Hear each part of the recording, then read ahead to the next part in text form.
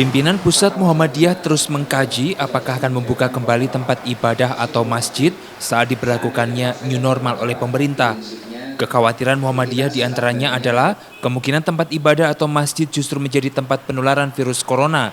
Pasalnya, pandemi COVID-19 di tanah air belum menunjukkan grafik penurunan atau terkendali.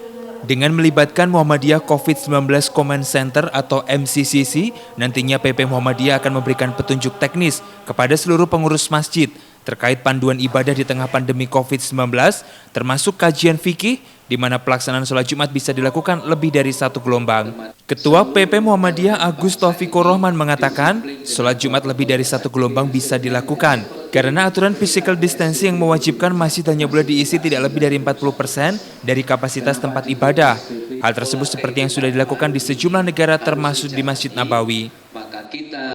Kalau masjid harus melakukan physical distancing, di mana nanti masjid tidak cukup untuk sholat Jumat sampai halaman pun juga tidak cukup, maka sangat dimungkinkan di sebuah tempat sholat Jumat itu dilakukan dengan bergelombang. Jadi sholat Jumat pertama jam 12, nanti jam 1-nya bisa menyelenggarakan lagi, sebagaimana di beberapa negara bisa melakukan seperti itu. Karena bagi kita, sesuai dengan protap dari kementerian misalkan kan semua harus dilakukan dengan physical distancing. Di Masjid Nabawi saja sekarang itu kan masjid tidak boleh lebih dari 40% dari kapasitas umumnya.